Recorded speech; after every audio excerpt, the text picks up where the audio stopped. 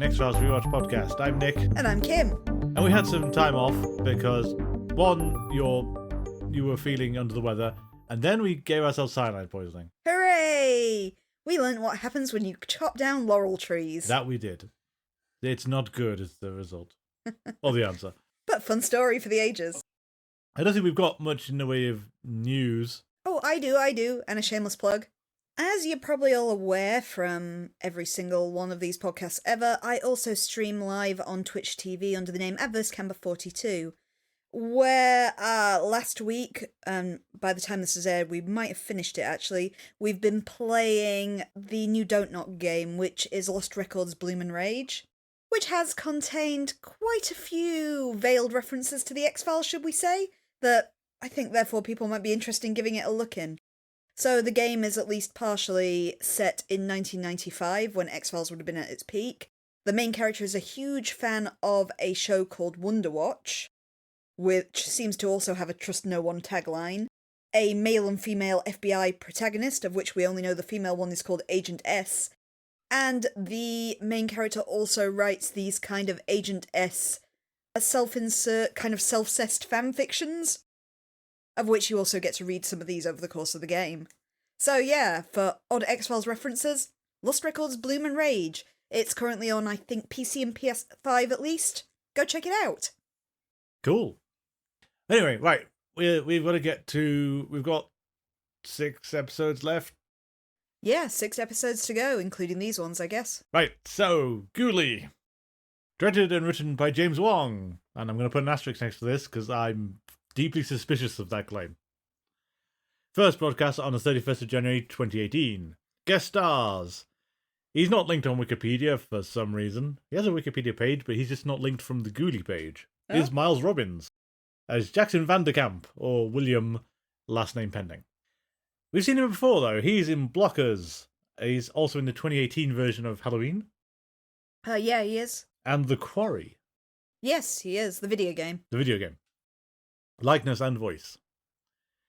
And there's also Madeline Arthur, who was Sarah Turner. Okay, who was that? Was that one of the girls? That's one of the girls. Okay. We'll get to them in a minute, but you've seen her in The Colour Out of Space. Oh, Nick Cage version. The Nick Cage version. Yeah. Louis Ferreira is Detective Costa. So he was in Naked Lunch. Okay. As Exterminator number 3. I haven't actually seen Naked Lunch, I just know it from the Simpsons gag. I've read the book, but I like the Simpsons gag more. There are 2 things wrong with that title. Exactly. Saw 4. Who is he? He's Art. Oh, Mausoleum Trap Survivor. Ah, that's him. Mm-hmm. Star Trek Voyager. He's also in Millennium and Breaking Bad. Okay. Ben Cotton is Mr. Paulson. Okay. He's in Slither.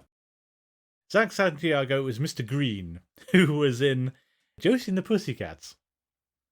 Aww. Yeah, Kingdom Hospital. And the series that comes back is, Baywatch keeps coming back, Star Trek keeps coming back, Frasier keeps coming back. I was about to say Frasier, yeah. Dirk Gently's Holistic Detective Agency, the American one. version. Yeah. Like, what on what? I can only imagine it was also filmed in Vancouver or something. Yeah, could be. And Francois Chow was Peter Wong. Now, when we watched the episode, we assumed that this was the guy from Synchrony. Who's also the Firewalker guy. Yes, it is not him. Okay. Very bad. We assumed that was the one Japanese actor they had in Vancouver. They have 2 Japanese actors in Vancouver. Okay. Who's this one? This one was in Teenage Mutant Ninja Turtles 2. The live action? The live action one. The one from the 90s or whatever. Who was he? There's not a lot of Japanese people who can be in that film. Christ. Master Splinter. No. Then he's the Shredder. He is the Shredder. He doesn't look like he's the Shredder, does he? Well, it was years ago. I know, but he doesn't seem to have the build. No, true. But he wasn't the first Shredder, he's the second Shredder. Okay. Because someone else is in the first film. Fair enough. Lethal Weapon 4. Raya and the Last Dragon. Okay, the Disney movie. The Disney film. And I said it keeps going back up. Baywatch. The 2017 version of The Tick. Is that the one with Peter Serafinowicz? That is. Yeah. One specifically for you. Okay. Ghost of Tsushima. Oh, okay. Who we got? Sensei Sadanobu Ishikawa. Ishikawa Sensei. Yeah, I know who he is. That's cool. So, do you have a synopsis for Ghouli? Two teenage girls, Sarah Turner and Brianna Stapleton, separately enter an abandoned ship named Chimera. When they encounter each other, each girl accuses the other of being Ghouli. Brianna grows impatient and runs across the rotten wooden deck, which collapses under her. She lands inside the bridge, where the terrified Sarah screams, wielding a knife at her. Each sees the other as Ghouli, and they stab each other. Scully awakens in the dark, sensing a presence behind her as she lies on a bed in a strange house. She explores the house and ends up in an endless pattern of the same room. It swiftly turns out to be a dream. Mulder theorizes that the experience is a type of sleep paralysis. She tries to remember when she spots a picture on Mulder's desk of the Chimera ship. During her dream, she's found a snow globe containing a small model of the same ship. At the crime scene, the agents meet with Detective Costa. Scully notices a bloody handprint left by one of the girls on the bridge and questions who made the 911 call. Costa informs them it was anonymous from a panicked male. Costa also informs them that the victims asked if they found Ghouli. Mulder and Scully question the two teenagers about the slashing. Both of them name their boyfriend Jackson Van De Kampf, whose last name matches William's adoptive parents. Mulder and Scully arrive at the Van De Kampf household, which Scully recognises from her dream. Hearing two gunshots, the agents dash into the house and discover a man and woman's bodies on the floor. A third shot is heard from upstairs, where Scully finds the bleeding corpse of Jackson Van De Kampf. The agents search Jackson's room and find a book by Peter Wong, a pickup artist. Scully also spots a snow globe. Scully enters the morgue to see Jackson's body. She sits by his side and begins talking to him, not knowing if he could be her son. Mulder ushers her out of the room, and as they leave, Jackson unzips his own body bag and escapes the morgue. Scully has another experience with sleep paralysis and flashes to the bridge, the UFO hovering above, and the bloodied alien hand, which all occurred at the tail end of Season 10. She is awakened by Dr. Harris, who tells her that Jackson's body has disappeared. Scully was into Peter Wong, who questions her about her windmill and tells her not to give up on the bigger picture. Skinner meets Mulder at the Chimera, telling him to drop the investigation. Mulder refuses and tells him that Jackson's DNA matches Scully's. The agents assume that William is at the hospital where the two girls are being treated. There, Jackson explains to Brianna that he's been hiding because there are people after him, and that he made up the Ghouli. Mulder and Scully arrive at the hospital and meet up with Costa, who tells them that Jackson is alive. It turns out Sarah sent Costa a text with a picture of Jackson and Brianna kissing. Jackson tries to leave, but is chased by Defense Department operatives. Cornered inside a supply closet, he resorts to tricking one of the operatives into thinking the other is a monster, killing him. Jackson hides under a desk, while Mulder and Scully find two other operatives on the ground. Jackson escapes by projecting himself as a scared nurse. The next day, Scully spots a rural gas station that has a windmill just outside, just like in the snow globe she found in Jackson's room. Mulder goes to use the restroom, and Scully meets again with Peter Wong. Both of them engage in a conversation, with Wong mentioning that he wishes he could know her better. After Wong drives away, Mulder asks Scully whom she was talking to, prompting her to remember Wong, the author of the book found in Jackson's room. The agents go to the store and ask to see the surveillance tape. In a recording, Scully is having a conversation with William. She smiles as Mulder holds her while they see their son alive. Thank you. So, the asterisks I mentioned before. Next to Glenn Morgan's name, right? James Wong's name. James what? Sorry. It strikes me that we know the X-Files has a writer's room of some kind. I don't think anything's ever sort of gone into exactly how they work and everything, but we know that even when you just get one person's name on a script, there has been input from other people in the writing staff. And I think the best comparison I've always thought of is Doctor Who. Because, like, for Russell T Davies's run, you had the individual standalone episodes, and there would be, like, the hints to the bigger storyline they were going to build up to, like putting Bad Wolf into season 1 and things like that. Mm. And that's, like, the script will have been written by whoever wrote it, and that will be notes coming in from Russell T Davies or whoever's running the show saying, please put this bit at the end, or just put this little extra bit in, or make sure you put these words in, kind of thing. It needs to be graffiti, or somebody making an allusion to the big bad wolf, or something like that. It just have to keep it going. It has to come up somehow. Mm. A lot of time, I imagine it's up to the individual author how they do it. Sometimes they'll have said, we need to have exactly this happen, and various kinds of interferences. Yeah.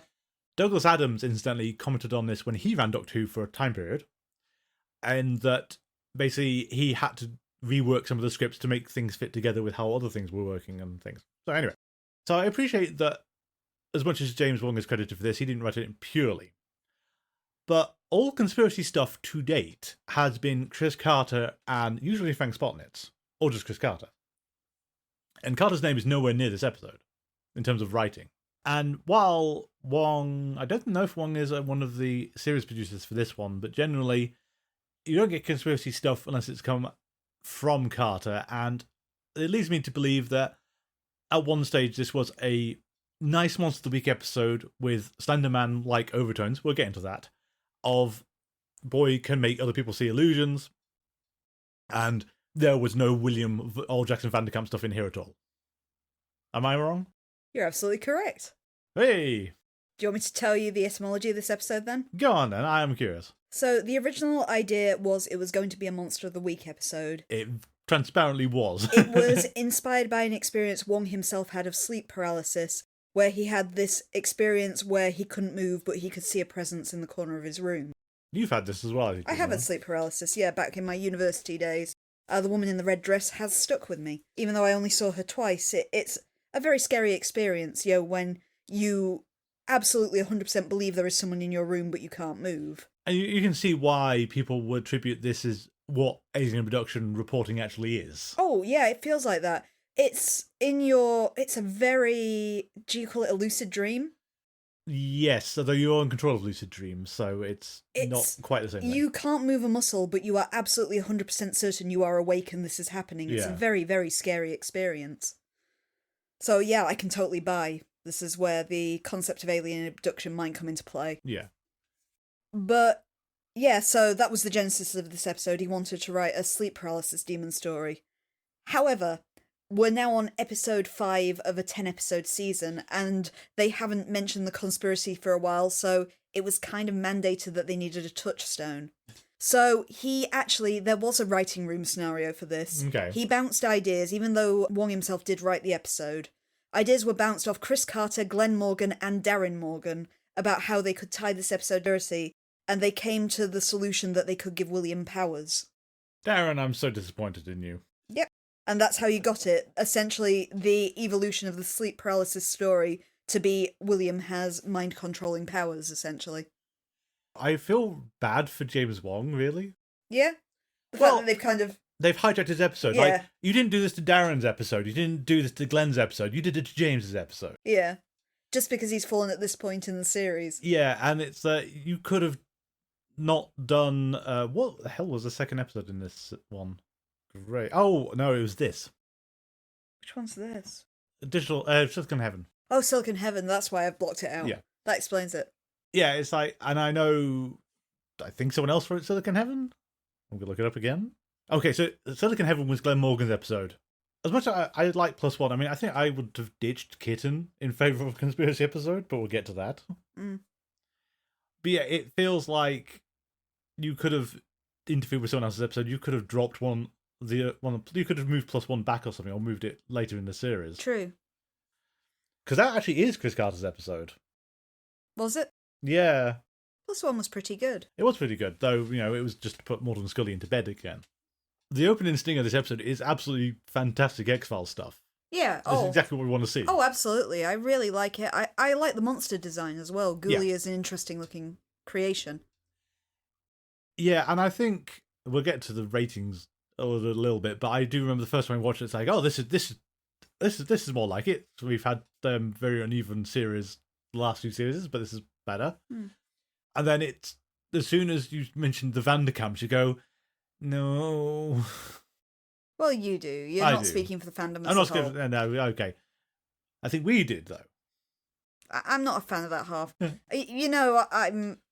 I lost. Well, not lost interest is a bit harsh. I've not been as invested in the conspiracy since about the end of season 6. I will say, but we have had strong Monster of the Week episodes since then. Yeah. And I was optimistic from the start of this with the whole opening conceit of 2 girls attacking each other because they each view each other as a horrible monster. Yeah.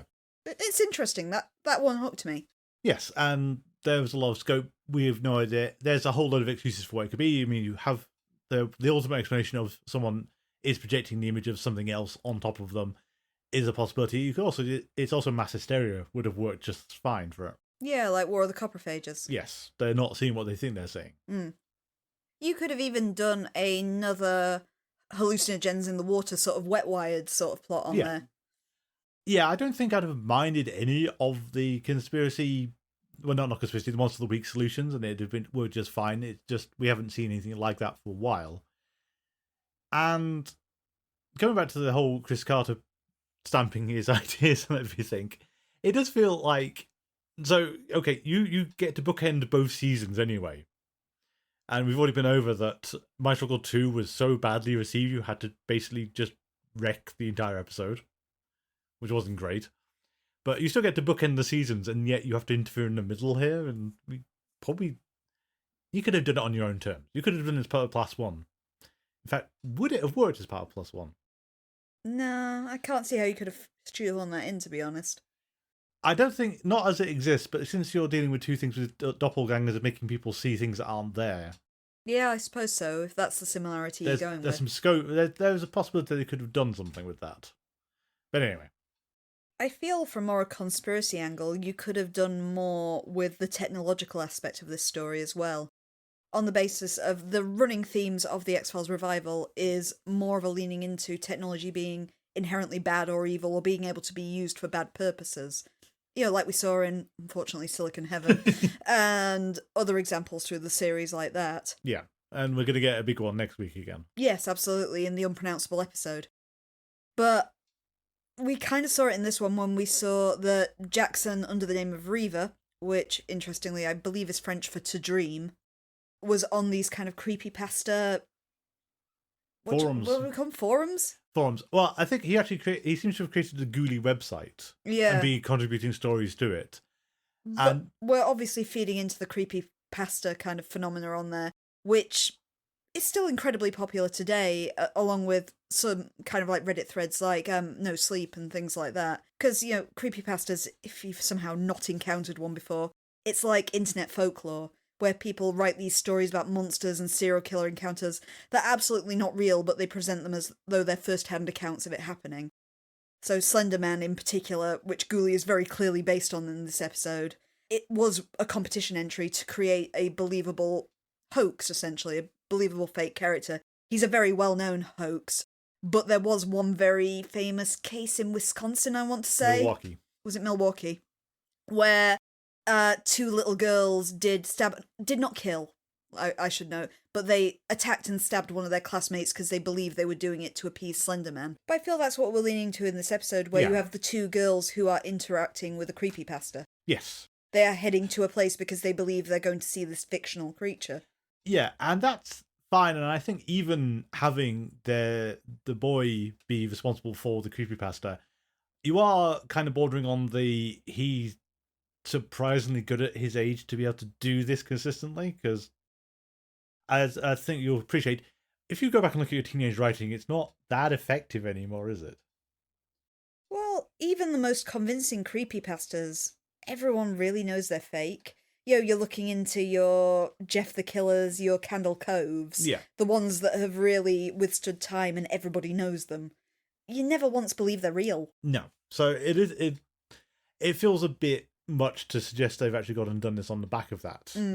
I'd like to think there was more. You want more of an influence or some kind of like a cult thing or an initiation ceremony or something. Yeah. To push them out there. I mean, one thing the episode really glosses over, which I think is another hallmark of it was never meant to wind up as it did, is just that both these girls are dating Jackson Van De Kampf, and not only did neither of them know about the other until the end of the episode, weirdly unfazed by it. Yeah, you think that hell would have no fury than a teenager scorned, really, when you've discovered that your partner is cheating on you. Yes, and it was a very, very mild kind of retribution they did. I mean, I appreciate that we are way outside of high school age, and this is, again, 8 years ago this was done, more or less, and that things moved on from there. And, you know, I appreciate that polyamory is more of a thing than it ever used to be. However, polyamory is usually between people who are cognizant of this. That's what I was going to say. Yeah, this kind of dynamic is not impossible even with teenagers. I mean, again, time's moved on an awful lot from when we were at school, and it caused no shame. Yeah, and no shame at all. If everyone's consenting and on board with this. Exactly. People are a lot more open about a lot more things. That isn't what we're seeing. You can try and argue it is, but since they didn't know about each other, it's not polyamory. This is literally he's just cheating on his girlfriend. But they're fine with that, They're apparently. fine with that, apparently, yeah. It's just such a... It feels such a weird detail. I mean, also, while we were talking about that scene as well, I'm going to put on there that it doesn't sit right with me that Jackson has knowingly injured his two girlfriends. Yes. Well, and faces no retribution for this. Yeah, I was going to get to that as well. It doesn't feel right that he's not the villain.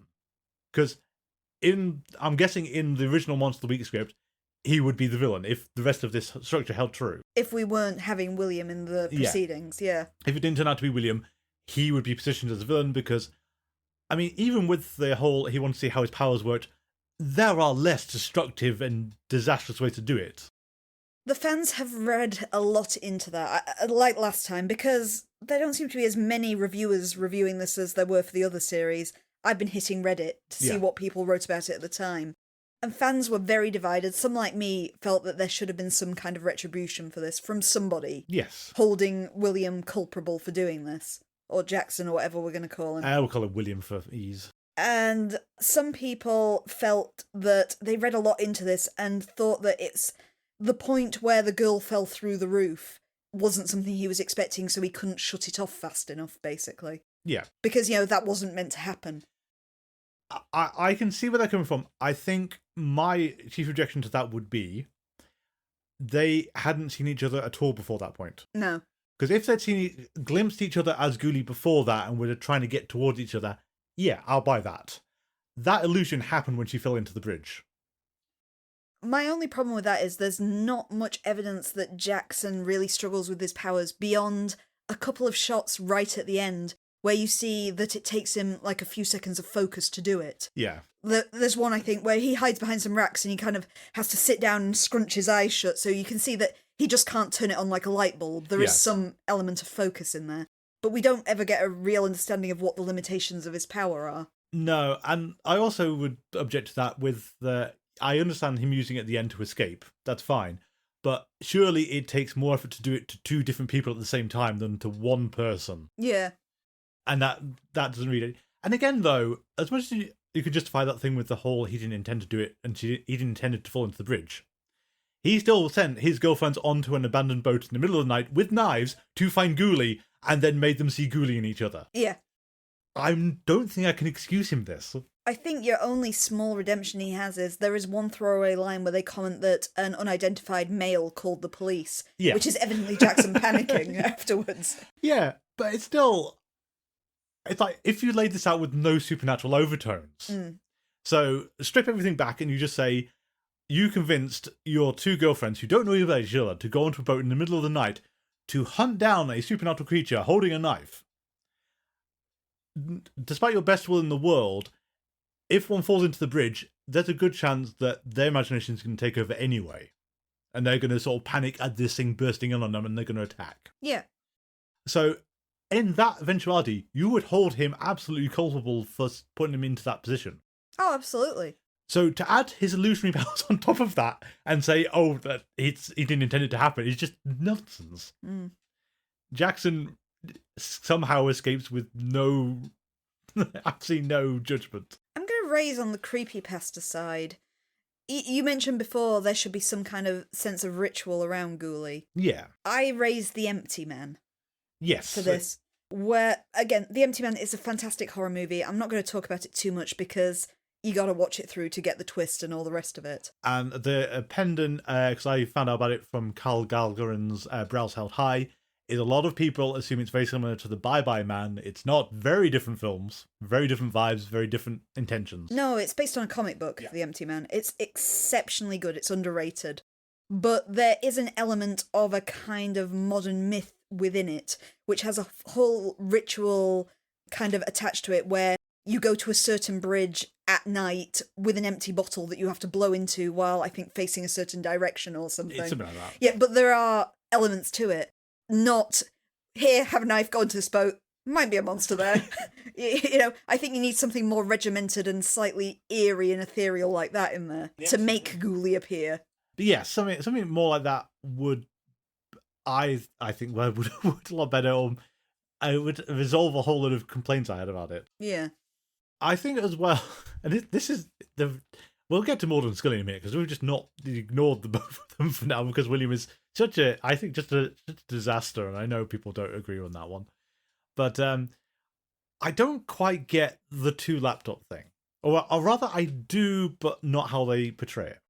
You mean where he's got his normal laptop and his pawn top? Yeah, and so I appreciate that. Yeah, as a sort of more modernly switched-on teenager, he's aware that people can look at what's on your laptop very easily, so he's going to look at old illicit stuff via a different laptop. The Ghouli website, is that Ghouli website going to count as illicit material? It's here's my terabytes of pornography, and also the Ghouli website on this one. Yeah, see, I don't think your parents would get weirded out if you're writing creepypastas in the same way as if they find your collection of whatever. I guess we don't know much about the parents, but middle America, very religious, maybe? Yeah, although we can dwell on the parents a bit as well on the grounds that the last time we saw the Van De Kamps on the episode called William, they lived in a farm in the middle of nowhere. And they've done really well for themselves since then. Apparently just packed into farming life entirely and decided to move to wherever this episode is set. Well, when Mr. Van De Kamp was tilling the fields and found all that gold and diamonds, apparently. Yeah. However, we also have to say, as parents, they're not great. I mean, I think you should object to your teenage son having a book by a pickup artist on their bookshelf. I mean, no, come on. I saw that one mentioned on Reddit a lot, actually. Fans like that because, again, it's something I think is a misnomer, but they believe it's a clear sign that it's Mulder's son because he's got all the pornography and the book of pickup lines and things like that. But Mulder doesn't do pickup artistry. Mulder doesn't understand women. Mulder does do pornography, though. He does do pornography. I will give him that. However, Mulder could not have two girlfriends at the same time. No. Let's be honest. Mulder can barely have whatever's going on with Scully. Mulder didn't have a bed until Moritz Fletcher came along. But that was the whole thing of, I mean, this is one of the things that Small Potatoes made a big thing of. Eddie Van Blunt says straight to Mulder, you look like that. Yeah. What are you doing with your life? Yeah. It's also the same point that was made in Humbug by Dr. Blockhead. It was like, this guy's the future, he's too perfect, too good looking, and yet he's a geek. He's a nerd. He doesn't care about women. Or he does it purely in a pleasurable sense for himself. Mulder's oddly not secretive about it either. We've seen him watching pornography in the office. Yeah, and I think we mentioned back in season 1, it's like, how is this not a HR violation? I mean, okay, maybe the 90s were loose enough, but you think... And he's in the basement where no one can see him. But only a few years later, it's a case of Scully just pulled him to the HR department. This is not good for work. Did they not have sensitivity training? I've worked in an office, and you normally have like that annual training about things you cannot do on your computer.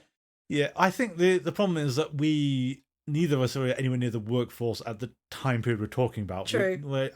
Because I think I do hear, even at my place of work, occasional stories about what it was like in the decade before I got there, and bringing a stripper into work wasn't actually a fireable offence kind of thing. And it's the whole, you can't imagine it anymore. But yeah, the workplace was quite different in earlier decades. So it's not impossible they could skim along. I know you can say that at least attitudes towards like drinking and smoking on the premises have changed a lot and things like that. Yeah. I mean, that's usually for mutual beneficial thing. Yeah.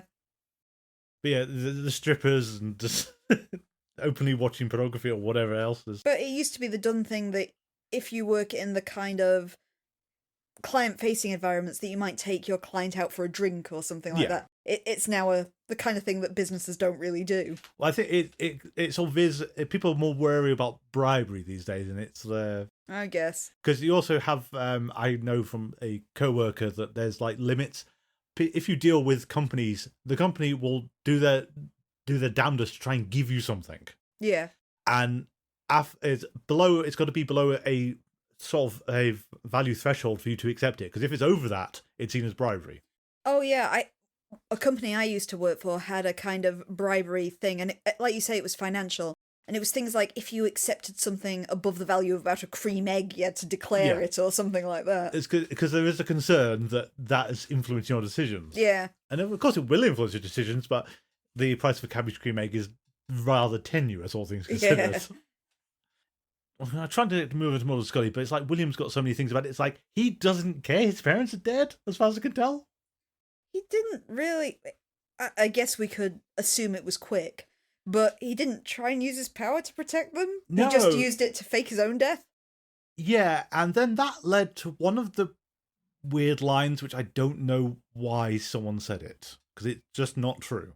Which one? Because it's either Mulder or Scully says something about Jackson created an alternate version of reality where he was perceived as dead. Which could be interesting, yeah. Which could be interesting.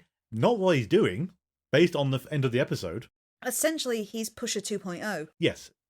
And I think it's the kind of thing where you want to say, it's such a minor point to quibble on. It's just, given the Lost Out Forehead Sweat spent, almost half an episode mocking parallel dimensions.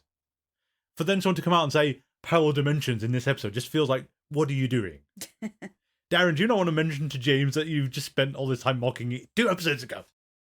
You mean in the final episode of the series? I do mean in the final episode of the series. I think it was even the previous episode where they did that. It's such a weird thing to say, and then as you said, that really diminishes William's potential because, this episode, as you said, this is Pusher 2.0. We've actually run this entire gambit, apparently. Yeah. He's just doing it with alien powers instead of a brain tumor. Then we don't mention his sister, who could just inexplicably do it because. Oh, she had the matching brain tumor. I forgot in Kitsune Gary. She has the same medical condition. And you want to say, Vince, take your name off the episode. It's not worth it. But Pusher was possibly...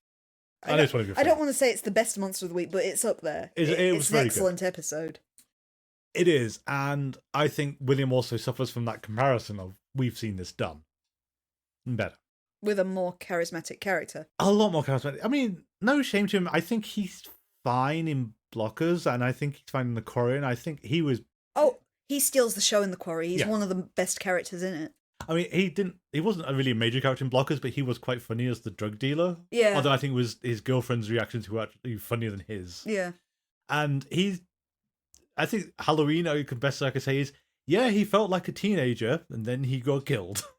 Yeah. But I don't have... he's not got the charisma that, I've forgotten his name, Pusher had. Robert Patrick Modell. He didn't have that level of charisma or that kind of... The whole thing, we start actually to, cheer him on when he shouldn't do. Yeah. He's completely the villain, but he's doing it in such an interesting way. Yeah. But also, if you're comparing Pusher, like we said, Jackson, we don't know the depths and restrictions of his power. Pusher, we did. Yes, it was single target. You couldn't do it to multiple people. It was single target. He couldn't do it if there was a lot of noise or distractions. He was very, very sick, so he was constantly having to eat protein bars to restore his strength after doing it. And I think one of the other really great moments in Pusher is that he basically failed to flee, and they caught him because he got sick and sort of failed to flee the scene. And I think that's a great little bit, the fact that he sort of couldn't do it. Yeah. Yeah. Mulder and Scully, that's okay, our main characters. I want to tread carefully with Gillian Anderson. Because I think she's doing great with what she's got. I don't think she's given great stuff to work with in this season, but I think she's giving out her role, like when she's talking to Jackson in the morgue. She's doing really well. She's great. It's a great performance and everything. I just get hung up on I understand you're having a tearful speech with the possible body of your dead son. Yeah. But there are so many question marks over whether that is your dead son that this conversation feels hasty. It is him. I'm not going to dispute that. But she does it before the blood work comes back. Before any indication, other than he shares a surname, and I will refuse to believe Van De Kampf is a rare surname in the United States. Although, again, I think I always remember Fight Club was interesting because it turned out there was only one Marla singer in the entirety of the country, and they had to go and contact her before they made the film. Interestingly, I went to university with someone where within the UK, his surname was the only example of that surname. His family line were the only ones It holding can happen, but... Because you asked how many Van De Kampfs there were in the UK, I've done a quick Google search. I'm going on the AI overview, but the last census in the USA came up with over 3,000. Yeah. So it's not common on that basis, given the entire populace of the USA, but 3,000, quite a lot. 1 in 3,000 is not odds you want to take. is it? That there would be more than one. Well, she doesn't know the first name. She has no idea what William's name would actually be. That's true. She only has She a surname. she has a surname because that's all that. One of those 3,000 people would be a Jackson Van De Kampf. Well, it just her William, because all Spender could tell her was that they went to the Van De Kampf family. That's true.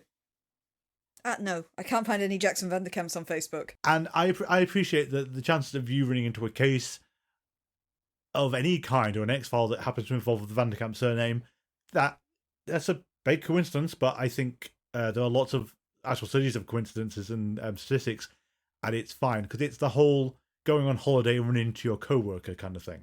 Oh, that happened to us on holiday once. My dad ran into somebody who worked at his school. Yeah. And it's one of these things which feels implausible, but it's actually incredibly common, because I think people have looked into the backstory, and it's because you've talked about your holiday to other people, they've got into their head at the same time of that sounds like a good holiday to go on. I go on the basis in this story as well. It was, my dad was a teacher, he's retired now. We went to Disneyland in Florida. While we were walking around the Magic Kingdom, he ran into one of his co-workers who was like a maths teacher at the school or something. We said, what are the odds? It's like, well, it's one of the biggest tourist destinations in the world, and you're teachers, so you both have like a 6-week window in which to go on holiday. It's actually not as small as you think it would be. Yeah.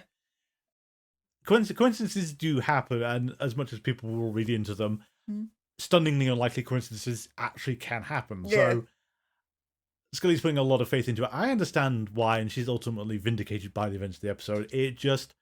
And her acting's fine. It just feels like such a weird scene to have her do. Yeah.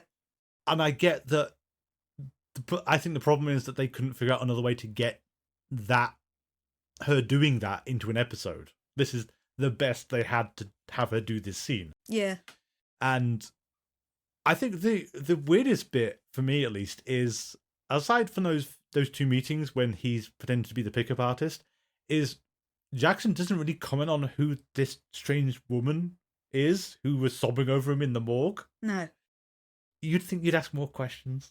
I think the idea is he kind of knows because it's been a shared dream. Yeah, he does seem to kind of know, but he seems... I think a lot of it is Jackson seems to be terminally incurious. Yeah. Which feels really odd for someone who put those two girls onto the boat and wrote Ghouli.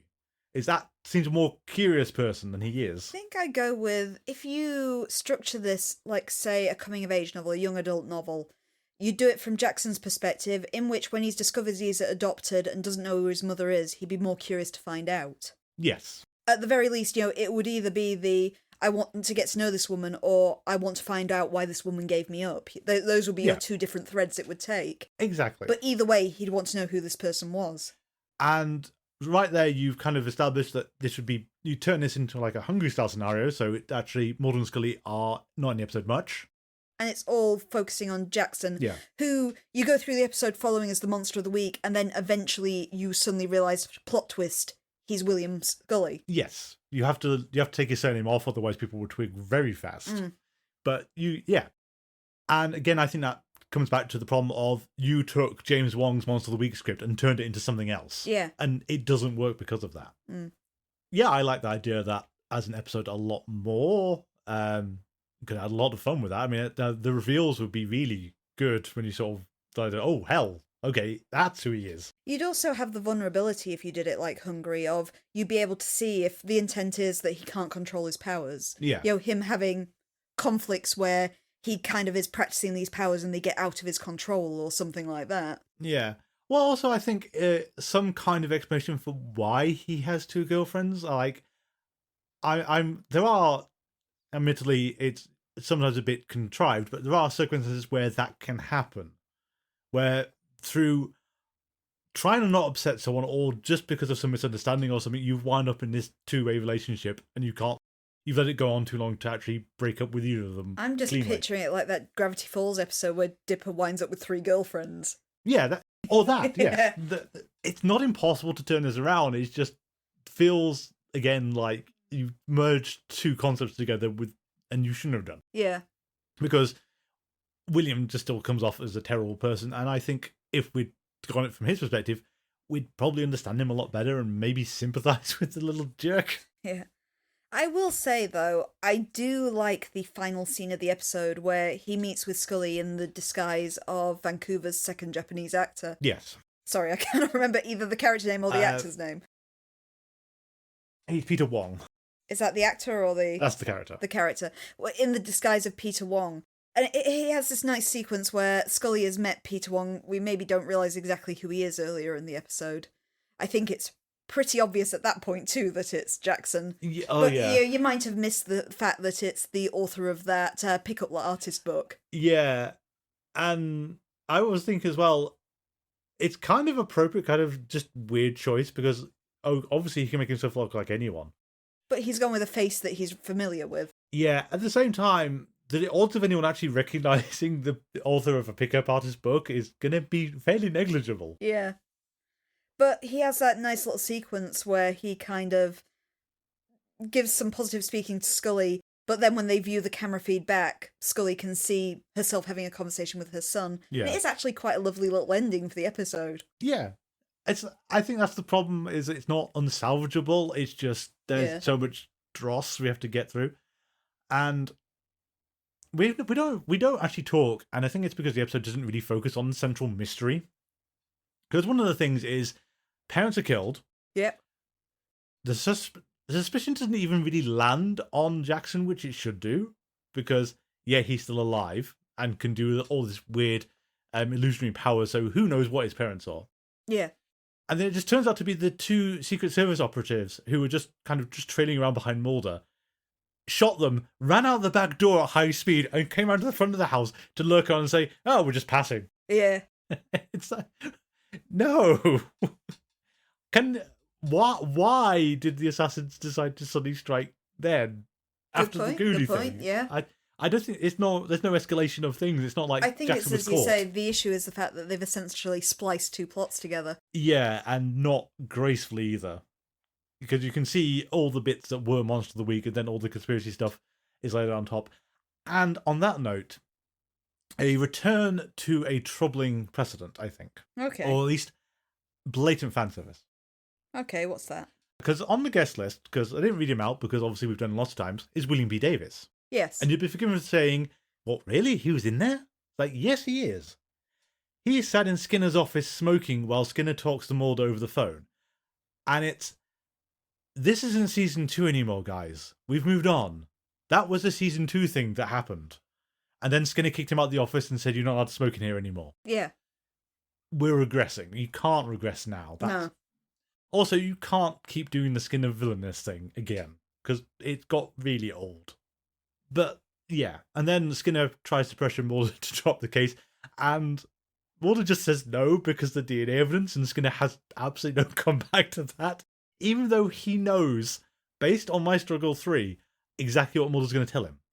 Because Cancer Man admitted at least it's still Scully's son, even if it's not Mulder's. Yeah. Because Mulder just doesn't even pry into whether Jackson has his DNA. It's just a Scully test, isn't it? It is, yeah. I would put a pin in that for when we get to the end of the series, yes, I can talk about Perihelion. Do we have much else for this episode? Because I think... Oh, okay, I suppose you said the fan reaction. Fan reaction and the ratings are contrary to what I would expect. I think it's because you don't speak for the fan base, as we've said before. I don't speak for the fan base. I mean, I want something out of this differently to what the fan base transparently does want. Currently and still 100% fresh on Rotten Tomatoes. And I found very little of naysaying on Reddit for this one. It was predominantly fans were really happy to return to the William storyline. That's what they want to see, more of Scully reconnecting with her son. The only ones I found is, like I mentioned earlier in the episodes, people who felt that maybe we should lean into the fact that Jackson almost totes killed those two girls.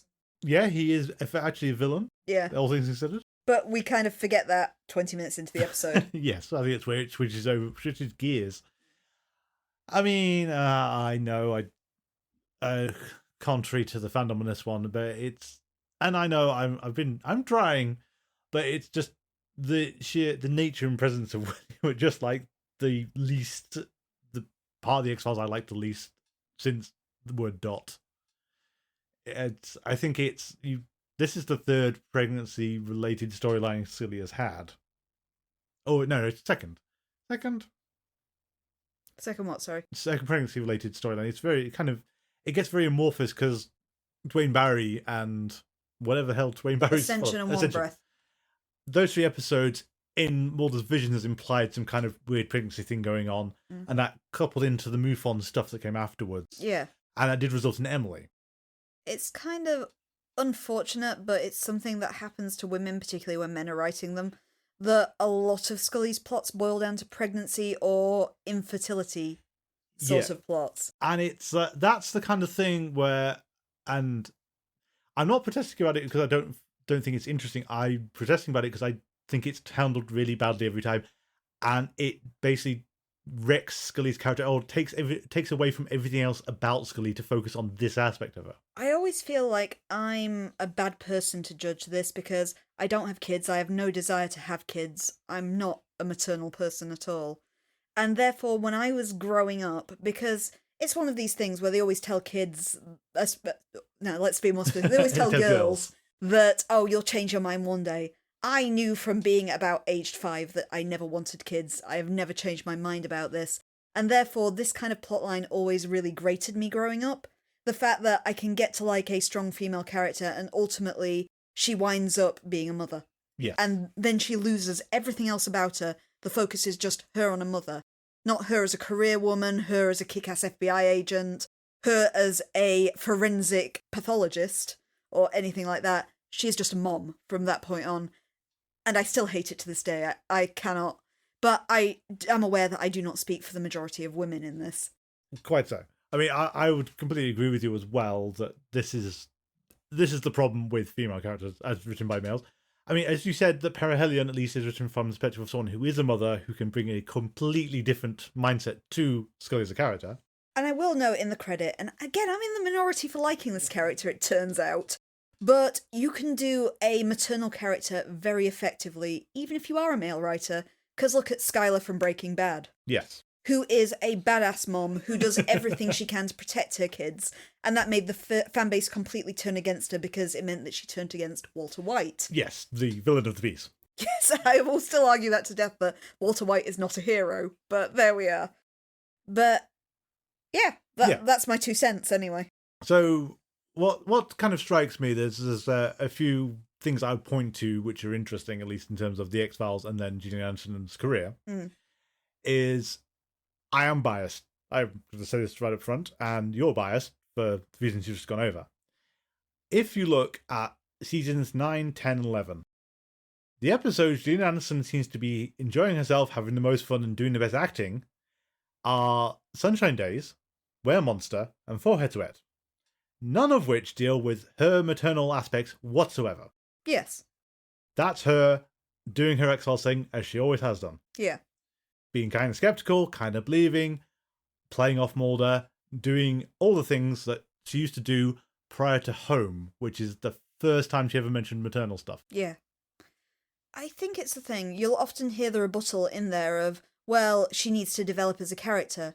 But there are other ways of developing. You wouldn't pin this on any male character. You wouldn't say, oh, Mulder has not achieved a plot arc because he hasn't become a father, or something like that. Mulder's plot arc was all about discovering what happened to his sister, which is still a valid plot arc going through.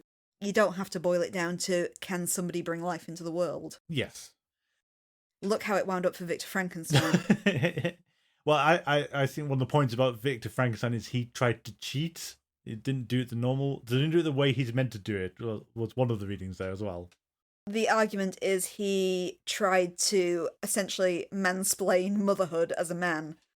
Yeah. Well, I mean, I think it's I'm pretty sure, because you've done it in literary sense, there's multiple ways of reading it. There's the transgressing God's domain kind of thing. There's also just the biological sense of he wanted to cut women out the equation, essentially. Yeah. And look how badly that's gone. Exactly. Because, it's a feminist novel. Yeah. Yes. And one thing I think we've talked about as well is it's very well founded, and even in the most recent interview that Gillian Anderson's even made about the X-Files, is she doesn't want to come back. No. And while the fandom might be broadly appreciative of William, it's very hard to ignore that her refusal to come back comes off the back of she wasn't going to be in 9 originally. No, she wasn't. It was a last minute thing. Yeah. And given that I don't think she was exactly thrilled to be given all the maternal stuff in 9, but she was locked in at that point. Yeah. But then if 10 was kind of weirdly bitty on the maternal stuff, and then she can see the direction of travel in 11. So if there'd been a 12th season, I think Gillian Anderson could see the writing on the wall of what was going to be expected of her. Particularly when we get to My Struggle 4, and we'll have to talk about that in 2 weeks' time, of how the series leaves off and what her future is going to look like going into Perihelion. Mm. I can see from her perspective that she didn't want that. Yeah. And possibly, if you wanted to write her as a mother, she's done this little series called Sex Ed, which she seems to be very pleased with, and I think she likes being maternal in that sense, rather than being a child producer. Yeah. Shall we say. Because I think that's the important thing to hang on to. I don't think she's averse to playing mothers. Well, she is a mother. Yes, I think she's averse to that being the character's focus. Because it's an incidental part, as far as I understand in sex education, it's just that's part of her whole thing, because she's got all kinds of other things going on in the background. But when you look at it at X-Files, Dana Scully as a character had an immense impact in young girls in the 90s. You know, encouraged more girls to go into STEM subjects and things like that. She was very, very influential. And then you take all those aspects out of a character and turn her into a mother. Yeah, and again, it goes back to your point about the whole character growth and character arc, is like, this is one possible one, but it's one that I can throw a rock and hit 5 series that have done the same thing. Mm. Do a different arc for her. I think it's just a dated notion that is the end goal for every woman, is you just want to become a mother. You can't be anything else. That is your end goal. You are female.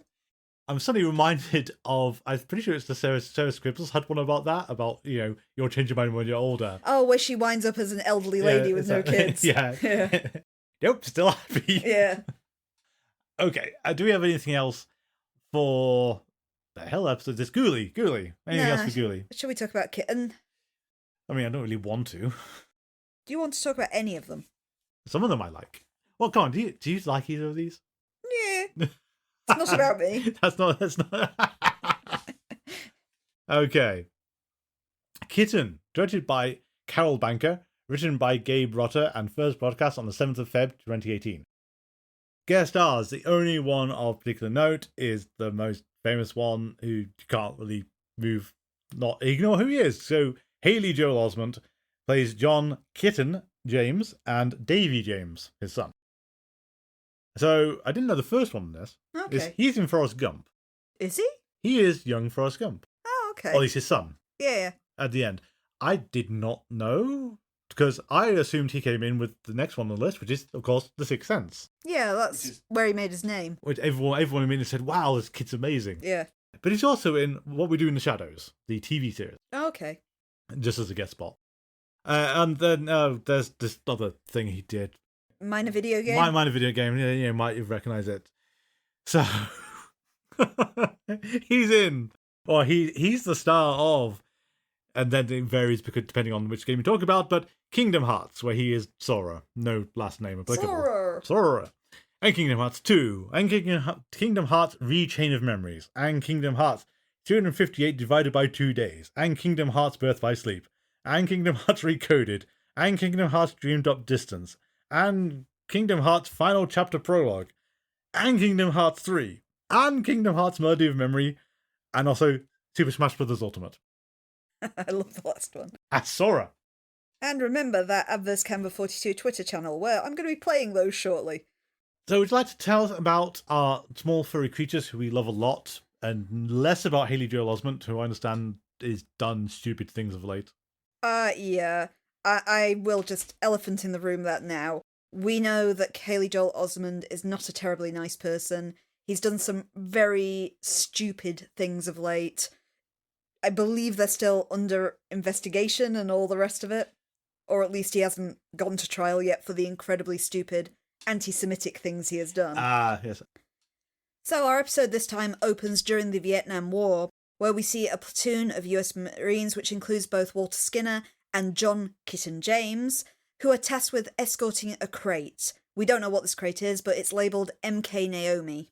They come under enemy fire when they reach the landing zone, and they take shelter with a group of civilians in a hut.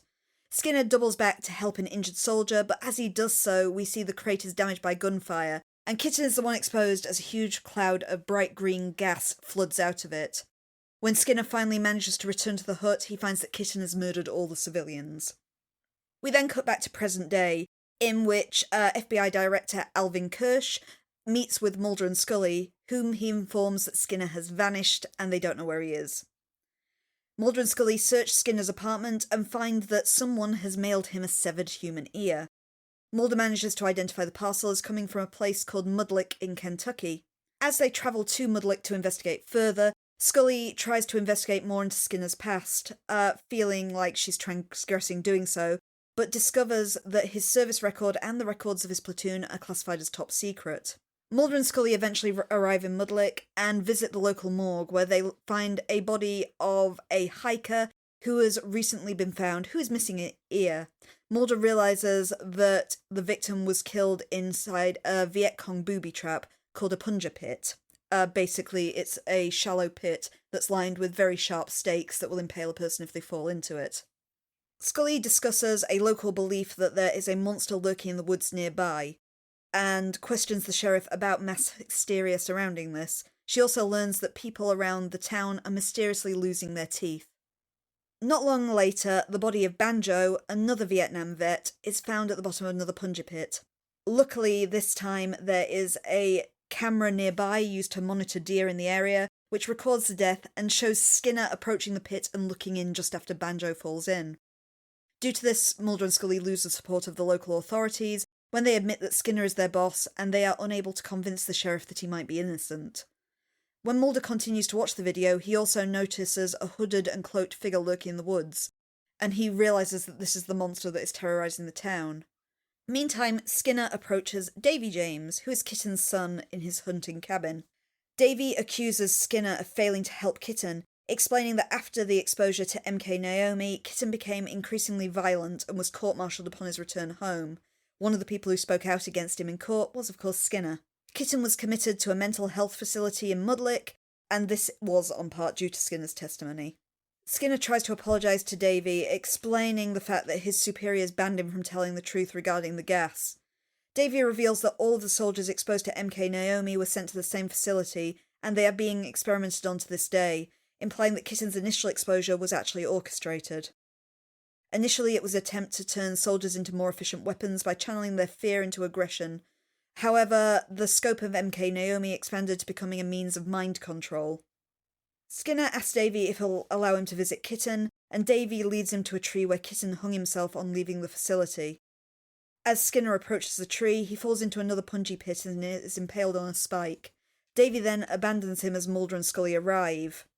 Davy claims that he has no knowledge of Skinner and starts ranting about the government conspiracy to control the populace with MK Naomi, which he claims is the perfected version of MK Ultra. While he's doing this, he turns up the music as loud as he can in the cabin to ensure that the agents can't hear Skinner's cries for help.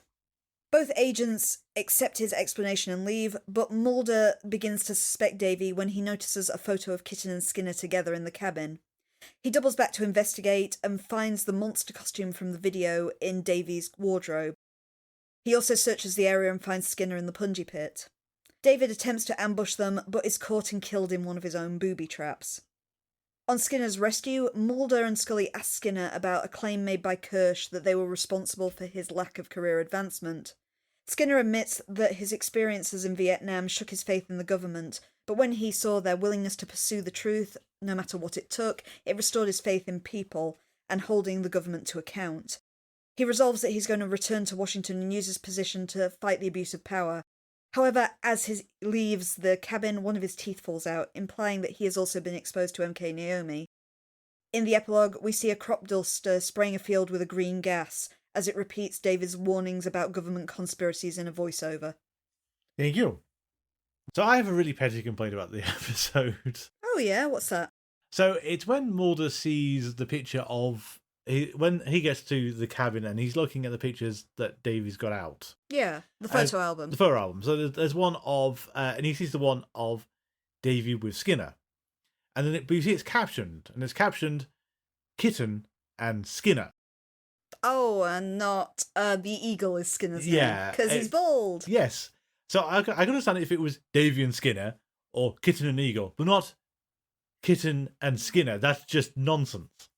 And I know why they've done it, because otherwise Mulder's going to look at that photo and say, huh, another bald guy with glasses in Vietnam. Oh well. I love the fact that anything else we could have talked about this episode and its origins and all the rest of it, and that's evidently bothered you so much that it has to be the first thing you say. Well, the second thing I was going to say is, I don't like Skinner episodes. Fair, they are a bit samey. The point in season 2, when Mulder, in one breath, when Mulder writes his resignation letter and Skinner says, I'm not going to accept this. Yeah. You need to keep on doing the X-Files. And Skinner talks about the out-of-body experience. And it's like, he's laying his guard down on Mulder for the first time. This is a big thing. This is not something he likes to think about. He says himself he can't go beyond what happened to him, so he's going to let this out. And it kind of does tally with how he proceeds, because like in Requiem, he sees a UFO for the first time, and that really blows his mind in season 9. Yeah. Season 8 even. Season 8. He's sort of saying, I've seen a UFO, I can prove that all the government conspiracies are true, and then they lost track of that quite quickly, and it never comes up again. Yeah. His out-of-body experience also translates immediately into the other Skinner in Vietnam episode, which is Avatar. Yeah, and you can just about sort of say, okay, so you had two things happen on top of each other. One of them you do appear to have forgotten the events of Avatar, or written off as a dream, and it's coming back to you, and it's a bit more significant than you thought it was. Interestingly, it's interesting that you've brought up One Breath, because that's something that I saw banded around on Reddit when I was reading about this one. Is that something fans really like? Because in that sequence, he also mentions the experience he had in Vietnam, where a guy in a bomb vest ran into their camp and he had to shoot him, which you do actually see in this episode. Yeah. It doesn't seem to have actually sort of concussed him, though, does it? But fans like that for the continuity. Yeah. But isn't that why he had the out-of-body experience? Did that lead directly into it? I thought it. Well, maybe, I don't know. I can't remember. It's been so long. Okay. The other thing, and it's a problem that basically everyone has ever since it happened, and you can't get away with it, especially if you're not doing supernatural stuff in and around Vietnam, is Jacob's Ladder exists. I've got to admit, the Skinner's out-of-body episode made me think a lot of Jacob's Ladder, just because that's kind of how Jacob's Ladder starts, with the guy being severely injured and airlifted from Vietnam into the glorious glowing light and all the rest of it. Yeah, and I think it's fine if that was an influence in One Breath. That doesn't really matter so much. You can take inspiration from anywhere. In this one, it's when you sort of put there's the gas and there's the strange shapes in the mask and there's a hooded figure, that Davy has painstakingly recreated this weird hooded mask thing from Vietnam. Kind of the contemporary idea of the Wendigo sort of look with the skeletal face. Yeah, and it's like, the episode never stopped to sort of say, wait, did he see that as well? Well, I guess you could argue that maybe Davy is seeing these hallucinations too, just on the basis of the experiments on MK Naomi seem to be ongoing in Mudlick. Yeah, but it feels like in all older X-Files episodes, even the Monster of the Week, you had the idea that the episode wasn't done, that you'd return to it later. And some of those were involved with government conspiracies. I mean, you could point to Eve or Sleepless, so Sleepless tied a bit more directly into the conspiracy. Blood as well. And Blood as well. And I can understand season 11 being a kind of trying to return to form. At the same time, you've got 5 episodes left. There's no way for you to return to this. There's no point kind of dangling that possibility out there. Because everything else was, we might pick this up. We rarely do, and when we do, they've never usually worked well. Like, Tombs is the only one that worked. Tangentially, we are still tying into this overarching fear of technology in the series, because we've seen technological mind control in the X-Files before, and now we're dusting the fields with MK Naomi, which is also kind of tying into that whole previous thing about the activation for the alien DNA virus, or whatever we're calling it, being chemtrails. Yes. So I think that it's really odd. It's trying to play it both ways. It's been Monster of the Week, and it's also alluding to the conspiracy there. Apparently this episode came to be because Mitch Pileggi was complaining he didn't have enough to do in season 10. Oh, he didn't. It was reportedly a conversation he had with Chris Carter where he asked him if Skinner was a difficult character to write, and Carter said, "Oh, no, you're very easy to write for." At which point he retorted, "Well, why don't you write for me then?" And whoever it was that wrote this episode, sorry, I can't remember at this point, then overheard this conversation, and that's what inspired him to write a episode that was completely Skinner-centric. I just feel it's, as I just said though, with Scully's entire characterization now being a mother, we can't get past Skinner as a Vietnam War vet, and that's all there is about him. Yeah, I was about to say, that's the problem. It's like, as much as Avatar touches on it, it is more about Skinner in the present than Skinner in Vietnam, as much as that was where it came from. Or Zero Sum, which was very Skinner-centric. Yeah. And he was doing the Cancer Man's work. We also, I know it's not strictly canonical, but there is one of the short story collections has a short story about Skinner in Vietnam in which he encounters a were-rat. I'd have taken the were-rats. Yeah, the were-rats might have been fun. I can't remember exactly how it goes, but it's like a member of his platoon is attacked by the were-rats and he witnesses in Vietnam, and coming back he encounters the now were-rat himself, former platoon member. I think, though, at some point... Well, I think the 2 points of this is you gotta stop adding to the Vietnam theme, because there's a reason why Skinner told the out-of-body experience and not, I had an out-of-body experience, and also a succubus seduced me, and also I saw some MK Naomi gas, also one of my platoon was bitten by a were-rat. At some point, Waters says, "Sir, do you want to take over the department? Because it sounds like you've got the background." I feel the MK Naomi is kind of a conflation of two things, because it's widely known about the MK Ultra tests into using psychotropic drugs as mind control agents by the CIA.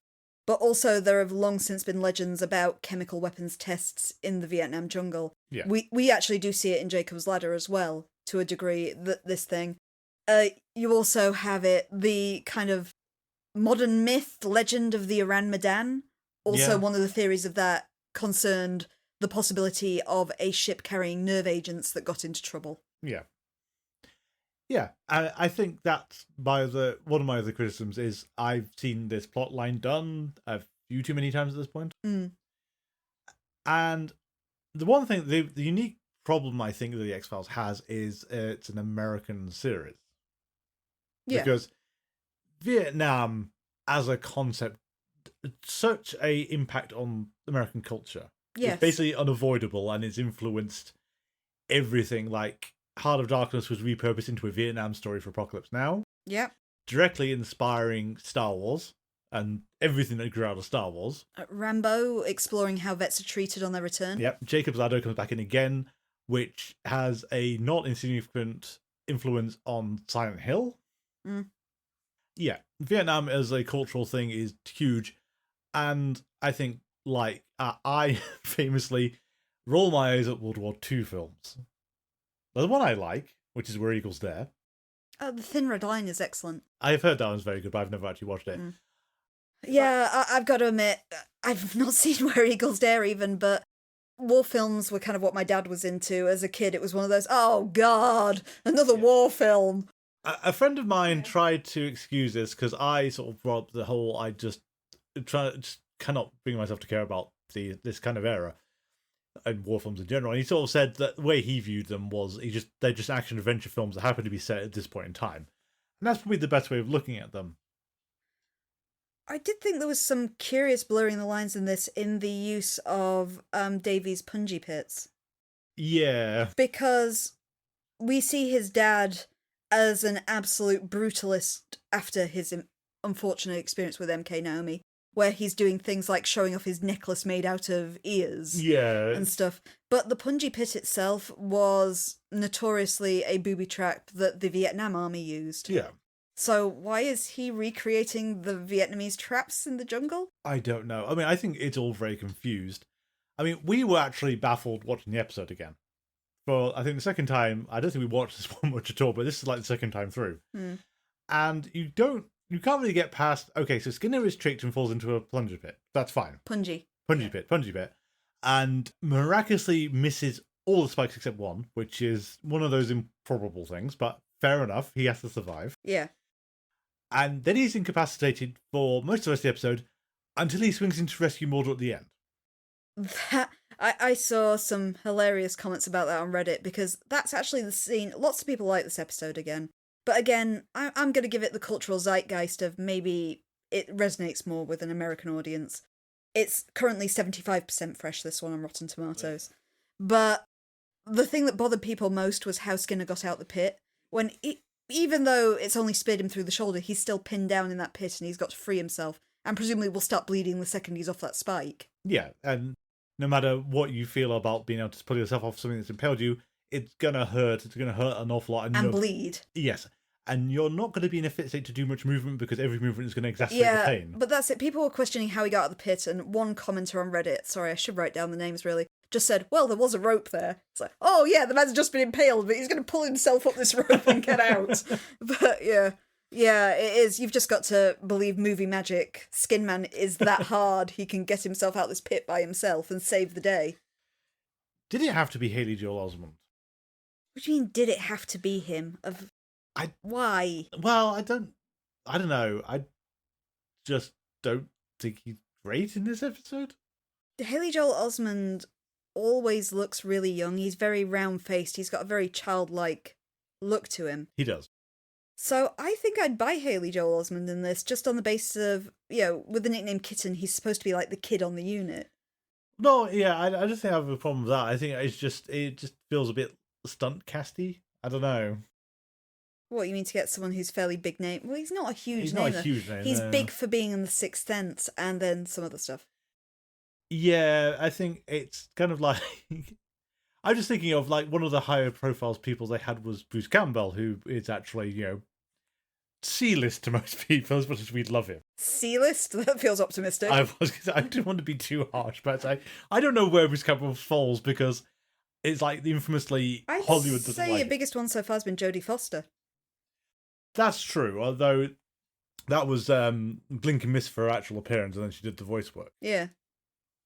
But it's just like Bruce Campbell, you know that Hollywood doesn't like him, given he was meant to be leading Darkman, and they said, absolutely not. Bless him. Bless him. No, I can buy Haley Joel Osment being Kitten. It just... I don't know, it feels like it's like just odd casting to me. I don't have a real good reason behind that. It's just... I think more of the episode feels like it doesn't come together. No, it is a bit. And yeah, I think it's the okay. I mean, Kirsch being alive was a surprise. I mean, it shouldn't be that much of a surprise because Skinner's alive. Yeah, and both of them should have met the same fate. So it's not a surprise that Kirsch showed up. It is a bit of a surprise it's taken this long to actually make an appearance. Yeah, and then he let Mulder and Scully back in the FBI because I would have thought he would have not let them. The whole, Skinner's done something weird. We have to go find Skinner. That's okay. You get the slightly odd character of the local sheriff who walks out the plot about 2/3 of the way, 1/3 of the way through. Yeah, that's a point. I think you last see him when he puts out the APB for Skinner. Yeah, and it's the whole. I understand, of course, that police can be very quick to make snap decisions, and the fact they've seen Skinner on video. Yeah, that's a pretty good decision. Yeah, and then it's like more than falling through the tape and saying, "Oh, look, there's this guy dressed up in his weird skull mask." It's like something else is happening in his woods. Yeah, it's not as clear cut as you're making it out to be, but leaving that to one side. But it feels kind of repetitive that a whole chunk of it is a long conversation between Skinner and young Davy. Is he Davy? Yeah, Davy. Davy, and then he invites him out to drop into a punji pit, sorry. Keep saying plunger pit. And then Mulder and Scully also arrive and have a very similar conversation and drive off. It's hard to describe it. I think it just feels like it's not quite there. There's something missing. Yeah. And for a Skinner-centric episode, he actually spends quite a lot of it off screen, which is also not great. I think you also have, unusually for a Monster of the Week episode, a lot of the death occurs off screen. Because there are two separate people who are just found in plunger pits. Yes, and one guy who's hung himself. Yeah. Oh, we're told he hung himself. Yeah. We don't know that for sure. But you don't, other than Skinner, you don't really see anyone fall into one of these pits even, or get chased by the monster or anything like that. Yeah, and I think, as well, it feels an odd one to not try to make the monster at least feel more supernatural. Like, go lead into your Scooby-Doo type thing where you're not sure the provenance of it. Think of it in the terms of M. Night Shyamalan's The Village. Which I haven't seen, but I understand there's the monster is revealed to be people in that. Yes, I'll try. Masks. I won't spoil the twist. But yeah, that's not the twist, that isn't the twist. No. There is a monster in the village which is kind of like an anthropomorphic pig wearing this red hooded robe thing. Yeah. But for most of the thing, you're thinking, is this threat in the woods real? Then she goes into the woods and she's attacked by this monster. It's like, oh, all right, yeah, there might be something in the woods. But ultimately, it's revealed to be a person in a mask, which is what you could have done with this. Yeah. Have more people actually being chased and encountered by the monster and have it as a tangible threat in itself. Yeah. And then have the raised question of, all right, if it's a terrifying monster, why is it digging Vietnamese traps? Yeah, that feels a more organic thing. You can also go down the line of it. On our Patreon exclusive episodes, we talked about the novel Ground Zero. Yes. Which featured the vengeance of angry ghosts of nuclear bomb victims. Yeah. This could, again, be, questionably, is it the vengeful ghosts of people that Kitten killed in Vietnam coming for him? Yes, yeah, that would have... I think yes, that's the... Lean into it a bit more, because I don't know if there was a sense from the writing of it that Skinner's stuff had to be mundane. And it's like, no, Skinner's stuff is actually kind of weird, usually. But at the same time, it's not mundane. We're talking about government mind control conspiracies. I meant mundane in the non-supernatural sense. As in, there's nothing actual mystically happening. Oh, there's nothing mystical happening, just the government rage virus. Yes, and Davy dressing up in a Wendigo costume that Skinner saw in Vietnam.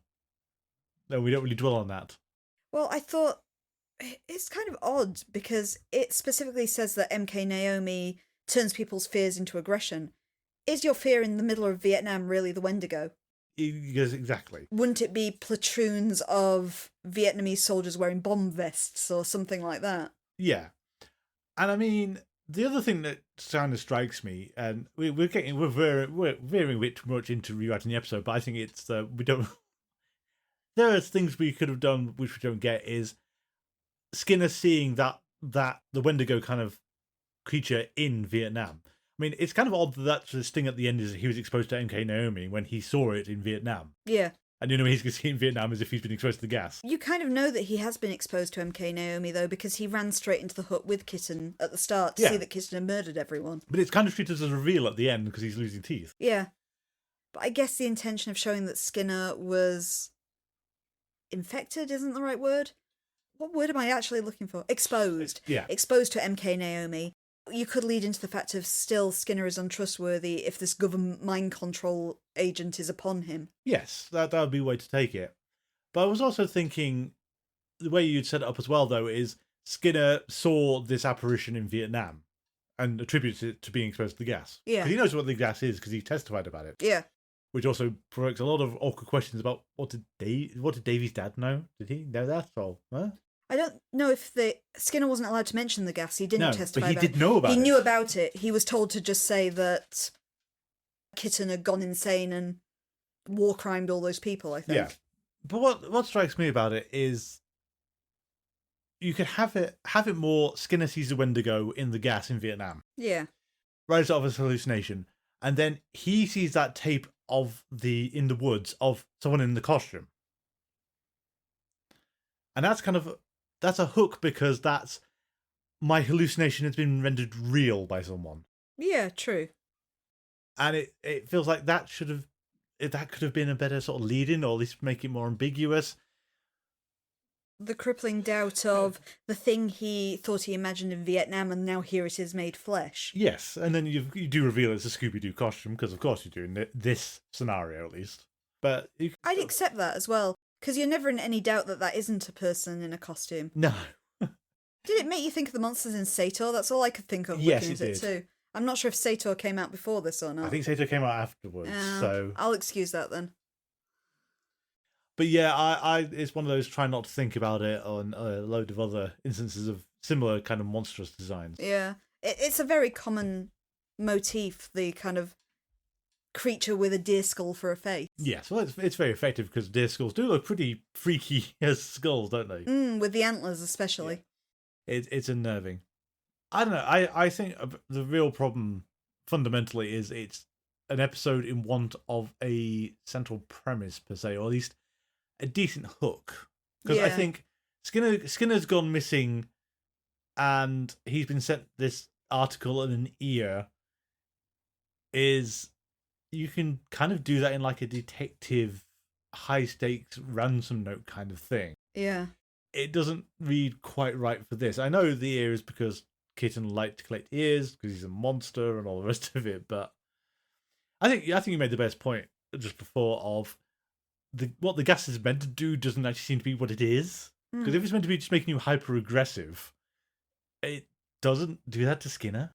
It doesn't really do it to Kitten either. No, because he was just because the implication was he was like that already, isn't it? It's the focused aggression though. You'd think in 28 Days Later style, if you've been made hyper aggressive, you'd be hyper aggressive with everyone. Yeah, and the rest of the platoon will be wiped out, not just the Viet Cong. Yeah, but it's not even wiped out. It's like, let's say our mind control agent, we can still furrow this to he's being violent towards the Vietnamese people that they're fighting. Yeah. At the same time, he wouldn't still be sat around the campfire being pally with all his friends. No. You wouldn't be able to turn it off and on like that, I can't imagine. He'd still be, a different person, a colder, more aggressive person. Admittedly, we're not sure if he was just like that or it's the gas that did it to him. Yeah. Because that's also not clear. Maybe you could have done with a better gradient then of seeing Kitten being kind of wide-eyed and nervous beforehand, and then turning into this guy who collects ears. Yeah. Well, I mean, I'm guessing that's the implication of his nickname. That's why he has that nickname. It's the kind of nickname you give to the baby of the platoon. But on the other hand, though, again, I come back to the Haley Joel Osment thing of I don't know if they'd be quite that direct with it. Because I think Eagle for Skinner makes a bit more sense. I can see, because that's not exactly affectionate kind of nickname in that sense, is it? Because Bald Eagle, you're bold. You're It's kind of more scrawny. bantery. Yeah. Whereas Kitten feels a bit more, I don't know, either vindictive or putting someone down. Yeah. Because you expect them to sort of quail away from things as well, not just be the youngest, you're actively avoiding conflict. You'd think, and I don't know this for sure, but you think of there being a lot of machismo in the army. Yeah. So if the older members of your platoon are essentially calling you baby Yeah. all the time, it's going to get you down. It's not an affectionate nickname. Yes. It's saying you're too weak and inexperienced to be here. And you also wouldn't retain the nickname afterwards like he seems to have done. You wouldn't sort of acknowledge it as your nickname. You'd try level best to ignore it and not mention it. So yeah, I think that's also part of why it just reads wrong to me the entire way through. But also the fact he seems to retain the nickname Kitten even when he becomes a psychopath. Yeah. You think that you'd earn a different nickname at this point. Yes. I mean, if even just exaggerate the cat tendencies, so you move up to like tiger, lion, or hyena. Hyena would probably, that's not really a cat in the same way, but hyenas... Jackal. Jackal. They're kind of the right, more kind of things that would work for what he's become. But no, we're stuck with Kitten. Whoa, kittens have sharp claws. It's true. I didn't mention it before, but did you know that the actor who plays young Skinner is actually Mitch Pileggi's nephew? I did not, but that makes a lot of sense. It usually helps to get family members in. It helps for the familial resemblance when they grow up and everything. But yeah, I mean, I don't... it doesn't help I don't like Vietnam stuff. It doesn't help I don't like Skinner episodes. And it doesn't help I think this is the weakest one he's been handed. I mean, I don't know what Mitch Pileggi thought of it. I think I'd have gone and said, okay, next time I say this, just ignore me. Is this the best you could do with my character? Yeah. It's a shame because Skinner, as I've maintained for a long time, is one of my favourite characters in the X-Files. I think he's got untapped potential, and I agree with Mitch Pileggi if they could have done a lot more with his character. Yeah. It's just kind of disappointing that this is the bone they've thrown him. Yeah, and I think it's to loop back to the discussion about Gillian Anderson in the previous episode is you can do... Skinner has other aspects of himself than Vietnam. We again hung up on this for some reason because Zero Sum stands out as the oddity in his collection of episodes now. Zero Sum's actually fairly good as well. It's very, not a bad episode. And it's one that actually straddles the conspiracy and Monster of the Week line really well because it doesn't really advance the conspiracy. It kind of pulls at things that are already there, like the bees and him having to clean up this outbreak that shouldn't have happened. Yeah. And then having to lie to Mulder about everything he's had to do in the cleanup operation afterwards. Yeah. And that's really great, and that sort of does makes Mulder mistrust Skinner, which is tedious again, but at least he's got a really good reason why this time. Mm. But that didn't mention Vietnam once. Funny that. Isn't it just? But it's like, I would willing to bet Mitch Pileggi's comment was, I want another Zero Sum, not I want another Avatar. I think we've rattled on long enough. I mean, also, just for reference, this recording we're doing now is almost 3 hours long due to phone calls and cats. It has been dragging on a bit. Maybe we should stop. Yes, I think we possibly repeated ourselves or meandered and made all kinds of mistakes, so we'll call it here and get on with the rest of the evening. So, you're going to have to pronounce the next episode. Okay, hang on. So, okay. Next 2 episodes. RM9 SBG93ZXJZ. I'm sorry, I didn't quite catch that. Can you just say it again? RM9 SBG93ZXJZ. I'm sorry, I just zoned out for a second. Can you just repeat it one more time? Stop that. Directed by Glenn Morgan, but not written by him this time. And the other one's familiar. If you'd like to get hold of us, our email address is thingsargettingstrange42@gmail.com. We're also on social media, and please hook me up if you'd like me to promote any of your X-Files related stuffs at the start of this show. We are on Twitter and Tumblr at GetStrange42, on Mastodon at GetStrange42 at universedon.com, and on Facebook where you can find us by searching for Things Are Getting Strange and X-Files Rewatch Podcast. Also, if you're not sick of my voice right now, I do stream live on Twitch TV under the name AdverseCamber42. I'm live Mondays and Wednesdays at 8pm GMT and Saturdays at 5pm GMT. I'm currently playing Yakuza 0 on PlayStation 4 and Lost Records Bloom and Rage on PlayStation 5. Though by the time this airs, I might have finished Lost Records, at which point I'll be moving on to Poppy Playtime Chapter 4. Our theme music is Vision by Kevin MacLeod. You can find that on incompetech.com, licensed under the Creative Commons by Attribution 3.0. Thank you all for listening, and until next time, please remember, The truth is out there.